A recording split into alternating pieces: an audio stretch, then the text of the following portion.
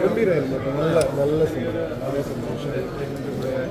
നമുക്ക് മനസ്സ് നിറഞ്ഞ സന്തോഷത്തോടെ കണ്ടിരിക്കാൻ പറ്റും. ഈ ഹ്യൂമർ പടം പ്രതീക്ഷ തന്നെയാണോ? റാം സാർ ആയതുകൊണ്ട് ഹ്യൂമറൊന്നും പ്രതീക്ഷിച്ചിരുന്നില്ല, ടു ബി വെരി ഫ്രാങ്ക്. വളരെ അങ്ങനെയുള്ള ലൈറ്റ് ശിവ സാർ ഉണ്ടായിരുന്നത് കൊണ്ട് ഹ്യൂമർ ആവാനും സാധ്യതയുണ്ട് നിനക്ക്. പക്ഷെ ഞാൻ ഇങ്ങനെ ഇത്രയും ലൈറ്റ് ഹാർട്ടഡ് ആയിട്ടുള്ള ഒരു സാധനമായിരിക്കും എന്ന് വിചാരിച്ചില്ല.